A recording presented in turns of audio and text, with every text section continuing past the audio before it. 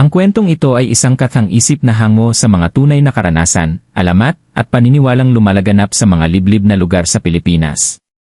Ito ay isinulat para sa layuning libangan, kababalaghan, at pagbibigay ingat sa mga manonood tungkol sa mga misteryosong pangyayari na maaaring maranasan sa malalayong lugar. Ang mga pangalan, lugar, at pangyayari ay sinadyang binago upang maprotektahan ang pagkakakilanlan ng mga tunay na tao sa likod ng kwento. Kung ikaw ay mahina sa loob, inaanyayahan kang mag-ingat sa pakikinig sa kwentong ito. Mainit ang sikat ng araw noon habang naglalakad sa gilid ng daan sina Liza at Marlon, magpinsang mula Maynila na sabik sa panibagong simula sa probinsya. Hindi nila akalain na ang paglalakbay na iyon ay magiging simula ng isa sa pinakakinatatakutang karanasan sa kanilang buhay. Bitbit ang dalawang backpack, isang mapa, at pangakong magsisimula ng bagong kabanata. Masaya silang bumaba mula sa lumang bus na naghatid sa kanila sa pinakamalapit na bayan sa gitna ng bundok ng Sierra. Walang signal ang cellphone. Walang taxi. Ang tanging naroon ay mga taniman, mga lumang puno, at isang tahimik na simoy ng hangin. Sinabihan sila ng konduktor na may shortcut papunta sa baryong tinutuluyan ng isang kamag-anak nila. Sumunod sila. Habang naglalakad papasok sa makitid na daan ng gubat, unti-unting nagbago ang paligid, mula sa liwanag ng araw patungong anino ng mga punong matataas, habang ang hangin ay tila lumalamig. Parang walang tao dito, bulong ni Liza. Ngunit inaliw ni Marlon ang pinsan, baka shortcut lang talaga. Huwag kang kabahan.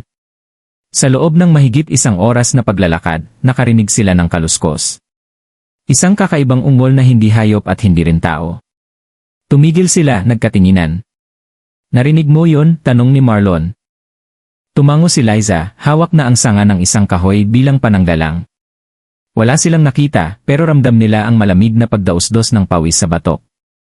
Pagkatapos ng ilang sandali, may lumang karatula silang nadaanan, mababang palay, kaliwa. Sa sobrang pagod, napagdesisyonan nilang doon na lang dumaan. Ngunit hindi nila alam, ito na ang simula ng isang masalimuot at nakakatakot na kwento. Sa dulo ng kalsada, may isang karinderya. Mukha itong luma pero malinis. Sa loob ay may isang matandang babae na nakangiti. Naliligaw ba kayo iho, iha, anito? Umiling si Marlon. Hindi po. Naglalakad lang po papunta sa mababa. Walang tao ngayon doon. Wala nang nakatira. Pero kung gusto ninyo, dito muna kayo. May trabaho ako para sa inyo, sabi ng matanda. Nagkatinginan sila. Gutom, pagod at walang mapuntahan. Tinanggap nila ang alok. Ni hindi nila naisip na sa oras na yon, wala na silang balikan. Ang kanilang tadhana ay sinimulan na ng karinderyang lumitaw sa gitna ng kawalan. Hindi may paliwanag ni Liza at Marlon ang kanilang nararamdaman habang pinagmamasdan ang karinderya.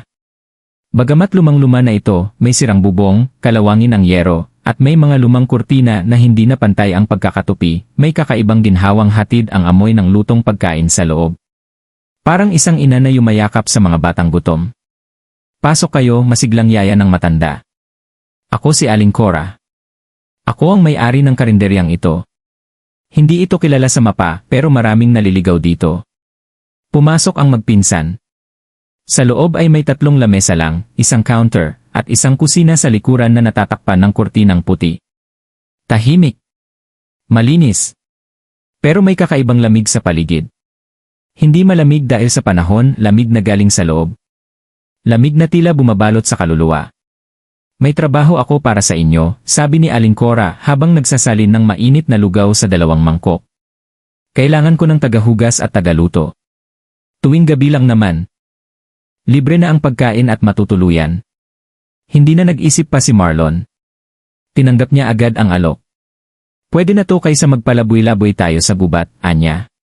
Napilitan na rin si Liza, bagamat may kutob na sa dibdib. Bago sila matulog sa isang maliit na silid sa likod ng karinderya, may ibinilin si Aling Cora, huwag kayong titingin sa kusina tuwing 12:00 ng gabi. Kahit anong marinig ninyo, huwag kayong makikialam. Napakunot noo si Liza. Bakit po?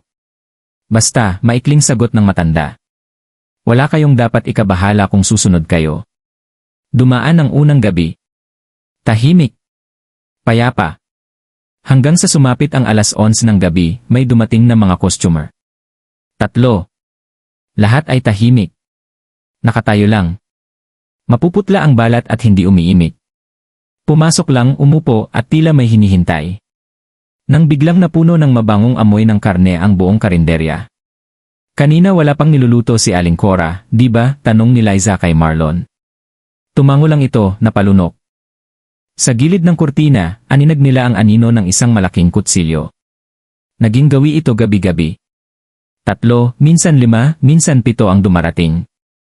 Lahat tahimik. Lahat tila gutom.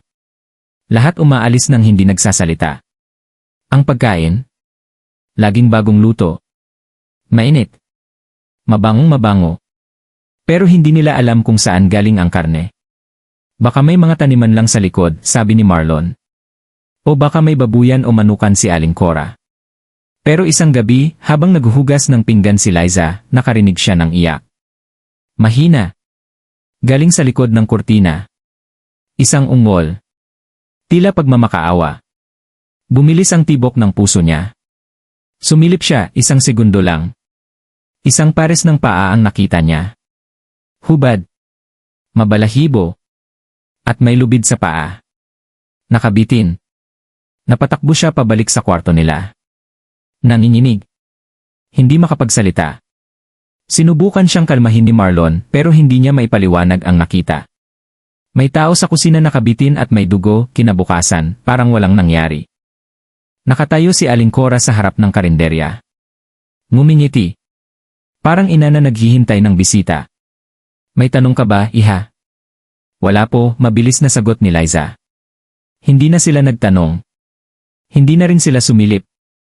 Pero gabi-gabi, habang tumatagal, mas tumitindi ang amoy ng niluluto. Mas tumatagal ang anino sa kortina. At mas dumarami ang customer na pumapasok, tila naakit ng isang bagay na hindi mo basta makikita, kundi mararamdaman. At habang lumilipas ang mga araw, napansin ni Marlon ang isang bagay, lahat ng customer ay may pare-parehong suot, itim na kamiseta. Maputla. Walang emosyon. At laging binabayaran ang pagkain gamit ang isang makintab na bato o lumang barya. Isa nga'y nagbayad gamit ang pulang sinulid. Hindi ba't parang hindi sila tao, bulong ni Marlon. Hindi na sumagot si Liza. Alam niya. Nararamdaman niya. Ang karinderyang iyon ay hindi pangkaraniwan. At ang trabahong tinanggap nila hindi ito basta trabaho. Isa itong bitad. Lumipas ang isang linggo simula nang magsimulang magtrabaho sina Liza at Marlon sa karinderya. Sa unang tingin, parang isang normal na hanap buhay lang ito, linis ng mesa, hugas ng pinggan, timpla ng sabaw, gisa ng gulay. Pero sa gabi, nagiging ibang mundo ang karinderyang iyon. At habang tumatagal, mas tumitindi ang kaba sa dibdib nilang dalawa.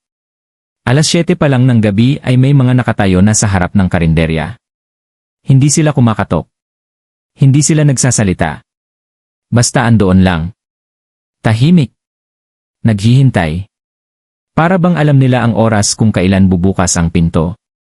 At sa eksaktong 8:00 ng gabi, lalabas si Aling Cora at bubuksan ang pinto, dahan-dahan, tila may ritual. Ang mga customer ay pawang kakaiba. Maputla ang balat, parang hindi dinidikit ng araw. Ang mga mata nila ay walang kislap, walang emosyon. Tuwing papasok sila, parang sabay-sabay, tila may kumpas na hindi nakikita. Pagkaupo nila, hindi sila umiimik. Nakaupo lang, parang estatwa. Hindi umiikot ang mga mata, hindi kumikibo. Nararamdaman mo ba yan? Tanong ni Liza isang gabi habang pinapahid ng basang-basahan ang mesa. Yung parang may nakatingin sa loob mo. Liza, huwag kang magsalita ng ganyan, bulong ni Marlon habang binabanlawan ang kutsara. Pag napansin kanila, sabay silang napatingin sa isang customer na biglang tumingin sa kanila. Isang matandang lalaki, kalbo, maputla. Pero ang mga mata, itim na itim, parang walang puti. Tumango ito. Napalunok si Marlon. Laging 3 o 5 ang customer tuwing Lunes at Martes. Pero kapag Biyernes, mas marami. Minsan ay umabot sa 10. Parang may pista. Pero walang ingay, walang tawanan, walang tsismisan, tahimik lang lahat. Hindi rin sila nagsasabay-sabay kumain. Parang may pila ng espiritu, isa-isa lang ang tinatawag ng kusina. At tuwing lalabas si Aling Cora para maghain, may itim na alikabok na tila sumusunod sa tray ng pagkain. Anong klaseng karneto? Minsang tanong ni Liza habang hinihiwa ang ulam. Huwag ka na magtanong, sabi ni Marlon. Wala ka bang naamoy? Naamoy niya. Isang malansa, malamig at luma, parang kinulog na bangkay. Pero sa halip na mabulok, lalo itong humahalimuyak habang niluluto. Isang gabi, may batang lalaki na pumasok bilang customer. Tinatayang nasa edad 10 lang. Payat. Nakauniporme pa ng eskwela, putik-putik ang sapatos, at duguan ang kaliwang palad. Lumapit ito sa mesa at umupo. Tahimik. Tumingin sa lamesa. Umiyak. Bata, bulong ni Liza. Bakit siya nandito? Pero bago pa siya makalapit, lumabas si Aling Cora mula sa kusina, dala ang isang mangkok ng mainit na sabaw. Ito ang sayo, anak, malumanay nitong sabi habang inilalapag ang pagkain. Umiyak ng mas malakas ang bata, ngunit sinimulang kainin ang pagkain. Marami sa kanila ang naliligaw, bulong ni Aling Cora kay Liza. Dito sila tumitigil. Dito sila nagpapaalam. Nagkatitigan sina Liza at Marlon. Hindi nila maintindihan kung ano ang ibig sabihin ng nagpapaalam.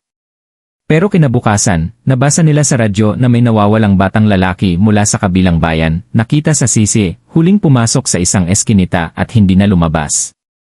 Tuwing hating gabi, naririnig ni Liza ang tila mahinang iyak sa kusina. Hindi tunog ng hayop. Hindi rin tao. Isang halong pagmamakaawa at panaghoy. Minsan, parang tinig ng bata. Minsan, tinig ng matanda. At minsan, tinig na parang siya. Marlon, bulong niya isang gabi habang sila'y nakahiga. May naririnig ako. Tinig ko. Tila ako yung umiiyak. Nagpapakarga lang siguro sila ng enerhiya sa atin, sagot ni Marlon na tila sanay na. Isang customer ang minsang nahulog ang dalang barya sa sahig. Pinulot ito ni Liza. Ngunit nang hawakan niya ang barya, para siyang kinuryente. Isang imahe ang pumasok sa isip niya, isang batang babae, nakagapos, umiiyak, habang hinihiwa ang kanyang likod. Muntik siyang mapasigaw. Ano yon? Alaala, ani Aling Cora, na tila biglang sumulpot sa likod niya. Ang barya, anak, ay alaala. Kaya sila nagbabayad niyan. Hindi ko maintindihan ang mga customer namin ay hindi pangkaraniwang tao. Sila'y mga kaluluwang naligaw, mga nilalang na may utang, at mga aninong hindi makaalis hanggat hindi nakakabayad. Doon unti-unting naintindihan ng magpinsan, ang karinderyang iyon ay hindi lang kainan. Isa itong liminal space, isang hintuan ng kaluluwa. At ang mga customer, hindi sila buhay.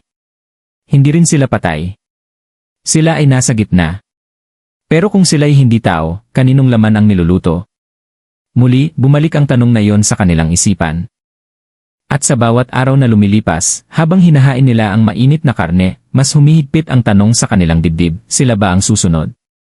Isang gabing madilim at walang bituin, habang ang hangin ay tila humihimig ng panaghoy, naalimpungatan si Liza sa kakaibang tunog mula sa kusina, isang pag-iyak na halos walang tunog, gaya ng isang kaluluwang pinipilit kumawala mula sa pagkakagapos. Nanginginig siyang bumangon, kinuha ang kanyang tsinelas, at dahan-dahang tinungo ang pinto ng silid. Nasa kabilang kama si Marlon, mahimbing pa rin ang tulog. Hindi niya alam kung bakit siya hinahatak ng pandinig niya patungo sa pinanggagalingan ng ingay. Ngunit pagkasukol niya sa kortina at dahan-dahang inililis ito, ang liwanag mula sa loob ay sumambulat sa kanyang mga mata. At ang sumunod niyang nakita ay bumura ng lahat ng kanyang mga duda. Sa loob ng kusina ay may isang malaking mesa, tila altar, na may mga kandilang itim sa 4 na sulok. Sa gitna nito ay may katawan, isang lalaki, nakahubad, nakagapos, at may sugat-sugat sa dibdib. Nakapikit ito ngunit humihinga pa. Sa isang tabi, si Aling Cora ay may hawak na mahabang kutsilyo. Suot nito ang isang itim na saya na may bordang pula, at sa lieg ay may palawit na tila buto ng sanggol. Hindi siya nakita agad ng matanda. Kaya't hindi niya napigilang mapaatras. Ngunit sa isang iglap, tila ramdam ni Aling Cora ang kanyang presensya. Liza, sambit nito, hindi man lang nagulat. Hindi ko naman inaasahan na masusunod mo ang bilin ko, pero umaasa pa rin ako. Nabigla si Liza. Ano to, anong ginagawa nyo? Pagkain. Alay. Kabayaran. Tawagin mo kung anong gusto mong itawag, pero ito ang dahilan kung bakit busog ang lahat ng pumapasok dito. Ito ang dahilan kung bakit buhay pa kayo. Biglang naramdaman ni Liza na parang bumigat ang paligid. Ang mga ilaw ay kumurap at sa isang iglap tumayo si Aling Cora, unti-unting lumalapit sa kanya. Hindi lahat ng trabaho ay basta trabaho lang, iha. Ang bawat kutsara ng sabaw na inilalapag mo sa mesa, ang bawat karne na niluluto mo, lahat yan ay may kalakip na kwento. At minsan, buhay. Hindi tama to, sigaw ni Liza, nanginginig. Tama? Sino ang nagsabing ikaw ang makakapagdesisyon kung ano ang tama? Ako? Ang Diyos? O baka ang mga nilalang sa likod ng gubat na to? Mabilis siyang kumaripas ng takbo pabalik sa kwarto. Ginising si Marlon. Gising! Gising na! Kailangan nating umalis, nanginginig niyang sigaw. Bakit? Anong nangyari? Nakita ko may tao sa kusina. Buhay pa. Gagawin nilang pagkain. Liza, baka nananaginip ka lang. Hindi. Tutu. Si Aling Cora hindi siya tao, Marlon. May ibang ginagawa dito. Nagkatinginan silang dalawa. Walang salita. Pareho nilang naisip ang isa't isa, ang posibilidad na sila ang susunod kung hindi sila kikilos. Bumalik sila sa dining area. Wala ng tao. Tahimik na muli ang karinderya. Maging ang kusina ay muling natatakpan ng kurtina. Lalabas tayo rito. Kahit gabing-gabi na, mariing sabi ni Marlon. Kinuha nila ang mga bag nila, dahan-dahang binuksan ang pinto. Ngunit paglabas nila, wala na ang daan. Sa halip na kalsada, tanging makapal na gubat ang bumalot sa paligid ng karinderya. Tila nawawala na sila sa realidad. Hindi ito posible, bulong ni Liza. Hindi ito lugar, ito ay bitag, sagot ni Marlon. Bumalik silang dalawa sa loob. Wala na si Aling Cora. Ang mga mesa ay nakatupi na. Ang mga pinggan ay malinis, tila walang kumain kailanman. Ngunit sa ibabaw ng isang mesa, may isang libro, kulay itim, may takip na balat, at walang pamagat. Binuksan ni Marlon ang unang pahina. Naroon ang mga pangalan. Daang pangalan. Puro Tagalog. At karamihan ay may marka, krus, tuldok, o letrang na. Habang binubuklat niya ang mga pahina, nakita niya ang dalawang pangalan, Liza Buenaventura, walang marka, Marlon na. De Castro, walang marka, anong ibig sabihin nito? Tanong ni Liza. Tayo ang susunod. Hindi pa tapos ang proseso. Hindi pa nila tayo kinukuha. Kaya pa nating tumakas. Ngunit paano? Paano ka lalabas sa lugar na wala ng daan? Lumabas muli sila. Tinahak ang kagubatan. Kahit walang landas, kahit madilim. Basta makalayo lang. Ngunit kahit saan sila magpunta, laging bumabalik sa karinderya. Sa ikatlong balik nila, may nakasulat na sa pinto, hindi lahat ng bitag ay bakal. Minsan, ito ay gutom. Lalo silang nataranta. Hindi nila alam kung alin ang totoo at alin ang ilusyon. Ang paligid ay nagsasara. Ang gabi ay tila ayaw matapos. At ang liwanag ng buwan ay parang mata ng isang nilalang na matagal nang nagmamasid. Marlon, anong gagawin natin? Umiiyak na tanong ni Liza. Hindi ko alam. Pero hindi tayo pwedeng manatili rito. Hindi tayo pwedeng sumuko. Sa huling bahagi ng gabing iyon, habang sila ay pagod at halos mawala ng pag-asa, isang matandang lalaki ang lumitaw sa harap ng karinderya. Nakaitim na barong. May hawak na baston. Ngunit ang mukha ay hindi nila maaninag sa dilim. Kung gusto niyong makaalis, may kailangan kayong ibigay, anito. Ano po? Isang alaala. Isang alaala na hindi mo na kailanman mababalikan. Tumigil sa pagsasalita ang matandang lalaki at iniabot ang kanyang baston kay Liza. Ito ang susi, bulong niya. Pero hindi ito literal. Ang susi ay hindi bakal. Ito ay sakripisyo. Anong ibig niyong sabihin? Nanginginig na tanong ni Marlon. Ang karinderyang ito ay pinatatakbo ng mga alaala, kaluluwa at paglimot. Kapag kumain ka rito, hindi lang katawan ang nasisipsip, kundi ang kasaysayan. Kapalit ng pagkain ay alaala. Kapalit ng buhay ay ulam. Sabay turo niya sa loob ng karinderya. Dahan-dahan silang bumalik sa loob. Sa mesa ay may nakahaing 2 mangkok ng mainit na sabaw, tila bagong luto, amoy kaldereta. Ngunit sa ibabaw ng mesa ay may nakapatong na bagay, isang relos, isang sulat, at isang punit na larawan ng batang Liza na kasama ang kanyang yumaong ina. Biglang lumamig ang kanyang katawan. Bakit ito nandito? Paano niyo ito nakuha? Huwag kang magalit, ani Aling Cora, na muling lumitaw sa dilim. Hindi ito kinuha. Ibinigay mo na ito. Bawat oras na nagtrabaho ka rito, bawat sandaling itinapon mo ang tanong, bawat pinggang hinugasan mo, unti-unti mong binibitawan ang iyong sarili. Hanggang sa isang araw, hindi mo na maalala kung sino ka. Napaupo si Liza. Napatingin sa larawan. Unti-unti niyang naalala na pala may nanay siya. May pangalan siya.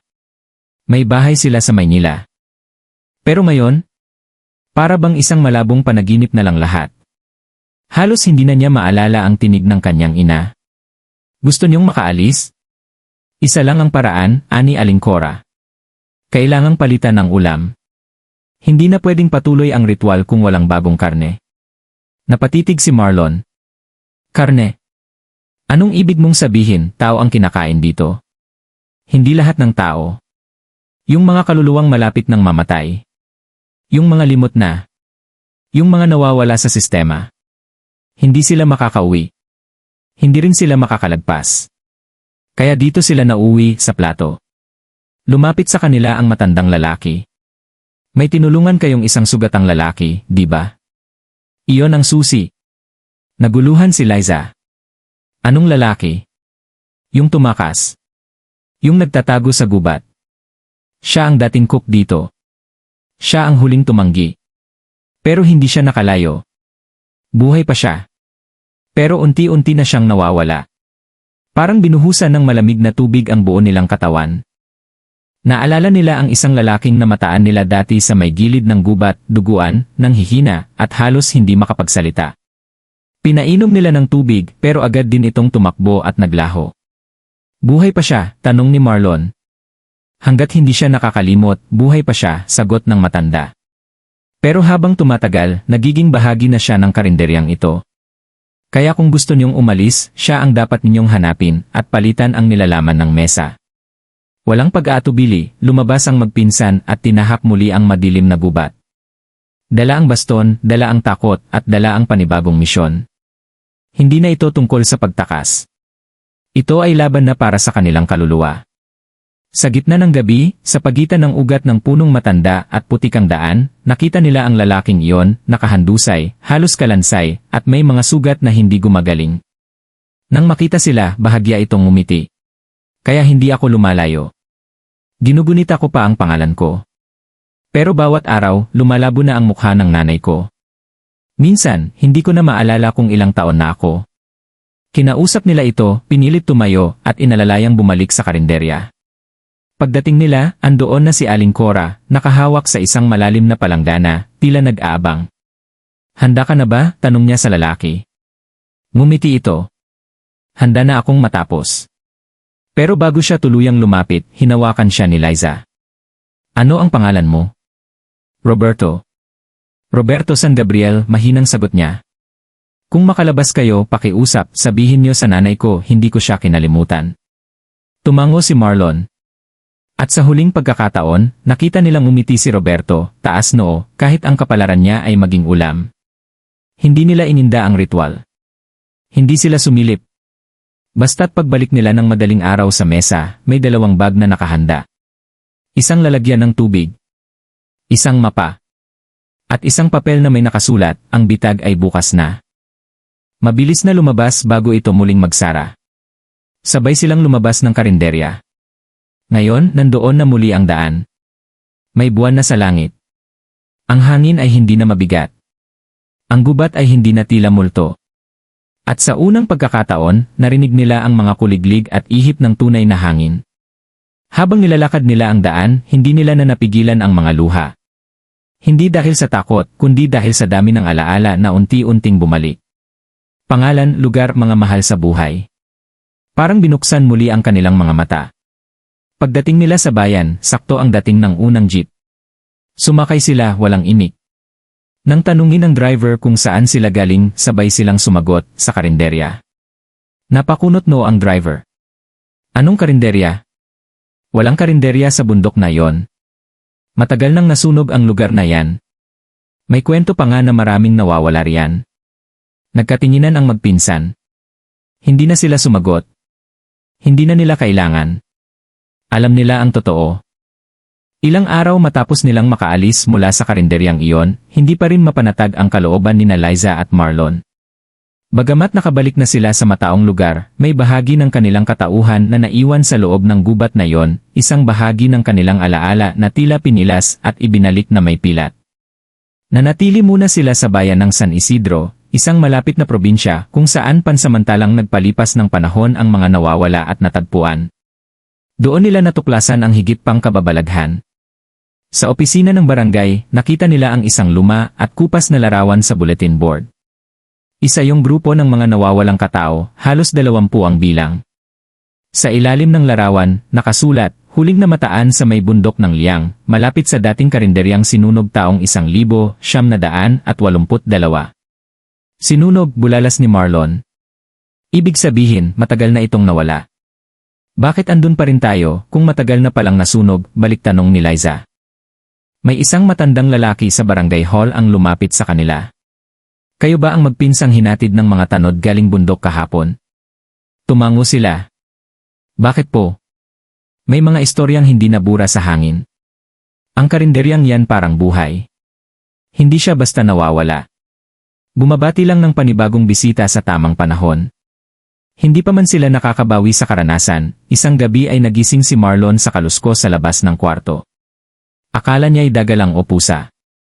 Ngunit nang silipin niya sa bintana ang bakuran ng inuupahang silid, may nakita siyang 3 anino na tila nakatayo lamang, parehong ayos, parehong tahimik, parehong maputla. Mukhang mga costumer, bulong niya sa sarili, habang unti-unting napapaatras. Pinilit niyang gisingin si Liza. Gising! May mga tao sa labas. Yung mga katulad sa karinderya. Napabalikwas ng bangon si Liza at agad sumilip. Wala. Pero amoy nila ang hanging tila may sunog. Isang uri ng amoy na kilala nila, kalderetang may dugo. Kinilabutan silang dalawa. Kinabukasan, nagpasya silang umalis ng San Isidro. Humingi sila ng tulong sa lokal na pari upang mapabasbasan at mapagdasalan. Ngunit kahit ang pari ay tila hindi nagugulat. Hindi na kayo ang una, sabi nito. At hindi rin kayo ang huli. May mga lugar na hindi kayang ipaliwanag ng relihiyon o siyensya. May mga bitag na hindi gawa ng tao kundi ng kalikasan, karma, o mismong multo ng kasaysayan. Anong ibig niyong sabihin? Tanong ni Liza. Ang karinderyang yan ay hindi lang lugar. Isa itong kasunduan. Isa itong sistema ng paglilinis. At minsan, kahit ang walang sala ay nadadamay. Habang nasa bus pauwi ng Maynila, nagdesisyon si Marlon, kailangan nating bumalik. Napalingon si Liza, gulat. Bumalik? Bakit? Hindi pa tayo ligtas. Hanggat buhay ang karinderya, patuloy tayong hahabulin. Hindi sapat na tumakas. Kailangan nating sirain. Ilang linggo silang nag-ipon ng lakas ng loob. Kumonsulta sa mga matandang albularyo, humingi ng tulong sa ilang tagabulag at eksperto sa engkanto. Sa tulong ng isang babaylan sa Pampanga, nalaman nila ang isa pang lihim, ang karinderya ay may puso. Hindi ito makikita sa anyo ng tao o hayop. Isa itong malalim na hukay sa likod ng kusina, kung saan ibinababa ang lahat ng alay. Ang puso nito ay apoy, isang asul na apoy na hindi namamatay. Paliwanag ng babaylan, kung nais niyong wakasan ang karinderya, kailangang patayin ang apoy. Pero hindi ito basta-basta. Kailangan ng 2 bagay, isang alaala na mahalaga, at isang bagay na pinahahalagahan ng lugar mismo. Dumating ang araw. Bumalik silang dalawa sa bundok, dala ang basbas ng babaylan, dasal ng pari, at lakas ng loob ng mga nakaligtas. Naglakad sila hanggang sa muling marating ang lugar kung saan unang lumitaw ang karinderya. Wala na roon. Luntiang damo. Tahimik na hangin. Walang kahit anong bakas. Pero sa gitna ng kapatagan, may isang batong itim na may nakaukit, tapos na ang handaan. Pero hindi pa ang gutom. Umupo sila sa harap ng batong iyon, nagdasal, at inilabas ni Liza ang kanyang lumang larawan, ang tanging alaala niya sa kanyang ina. Sa tabi nito ay inilapag ni Marlon ang maliit na palayok na nakuha nila mula sa kusina ng karinderya, may marka ng krus sa ilalim. Hinintay nila ang anuman. Sa loob ng ilang minuto, lumindol ng bahagya. Bumuka ang lupa, at isang maliit na apoy ang sumiklab, kulay asul nga, gaya ng sabi ng babaylan. Para itong kaluluwa ng apoy, hindi nasusunog pero buhay. Isinakripisyo ni Liza ang larawan. Inihulog ito sa apoy kasabay ng palayo. At sa unang pagkakataon, umiyak ang apoy. Hindi ito tunog ng pagsabog, kundi iyak ng isang matandang babae, lumang-luma, puno ng pighati. Mula sa apoy, bumalot ang usok. At mula sa usok, isang tinig, hindi pa ito tapos. May susunod pa. Palaging may susunod. Ngunit nang tuluyang mamatay ang apoy, lumamig ang paligid. Tumigil ang hangin. At sa kauna-unahang pagkakataon, dama nila ang katahimikan, hindi dahil sa panganib, kundi dahil sa tunay na kapayapaan. Pagkatapos ng ritual, tahimik na bumalik sa bayan sina Liza at Marlon. Hindi nila inasahan na makaramdam ng gaan sa dibdib. Wala na ang aninong sumusunod sa bawat galaw nila. Wala na ang bigat ng paningin ng mga mapuputlang customer. Parang sa unang pagkakataon, huminga ang kanilang kaluluwa ng malaya. Habang naglalakad pa uwi, napansin nilang may kakaibang pagbabagong nangyayari. Ang mga dating nalilitong hayop sa gubat ay nagbalik. May mga ibong kumakanta. May simoy ng hangin na may dalang amoy ng bulaklak, hindi dugo. At ang langit tila mas maliwanag. Pagkarating sa bayan, dumiretso sila sa himpilan ng pulisya upang muling isumbong ang karinderya. Ngunit gaya ng dati, hindi sila pinaniwalaan. Wala raw gubat sa direksyong tinuturo nila. Ang bundok ng Liang daw ay sarado na mula pa noong 80 na dahil sa isang sunog. Walang mapa na nagpapakita ng karinderya. Wala ring record ng nawawalang cook o customer. Imposible yan, paliwanag ng isang hepe ng pulis. Madalas na may mga nakikitang multo o naririnig na kwento riyan. Pero hanggang kwento lang yan. Hindi totoo. Pero hindi na nila kailangang patunayan. Hindi na nila balak pilitin. Hindi lahat ng totoo ay kailangang paniwalaan ng lahat. Ang mahalaga, nakaligtas sila. At may misyon pa silang kailangang tapusin. Sa tulong ng isang lokal na mamamahayag, ibinahagi nila ang kanilang kwento sa isang programa sa radyo. Hindi bilang biktima kundi bilang babala. Hindi nila binanggit ang buong detalye, pero inilahad nila ang uri ng panganib na pwedeng sumalubong sa sinumang maligaw sa maling daan. Kung minsan, ani Marlon sa panayam, hindi kasalanan ng maligaw. Pero kasalanan ng manatili kahit alam mong mali na ang lahat. Naging viral ang kwento nila. Maraming nakinig. Maraming nagpadala ng mensahe, mga taong may kaparehong karanasan. May ilan pang tumestigo na may ganitong klase ng karinderya ring napuntahan noon. Isang babae ang nagbahagi na nawala ang kanyang kapatid matapos tumanggap ng trabaho sa isang liblib na kainan sa Visayas. Isa pang lalaki ang nagsabing may lugar sa Mindoro kung saan araw-araw may dumadaan na hindi kilalang customer, lahat tahimik, lahat galing sa kagubatan. Hindi nagtagal, inimbitahan si Liza at Marlon ng isang grupo ng mga paranormal researcher at mga tagasaliksik sa kultura at kababalaghan. Doon nila mas lalo pang naunawaan ang lalim ng karanasan nila. Ang karinderyang iyon, paliwanag ng isa sa mga eksperto, ay isang uri ng liminal space, isang tulay sa pagitan ng buhay at kamatayan. Ang pagkain doon ay simbolo ng koneksyon ng laman at alaala. Kapag kumain ka, ibinibigay mo ang bahagi ng sarili mo. At ang mga nilalang doon hindi lang multo. Sila'y mga nilimot. Ipinakita rin sa kanila ang ilang lumang artikulo, isa na rito ay ang tungkol sa dugot ulam, ang nawalang karinderya sa gubat ng Liang.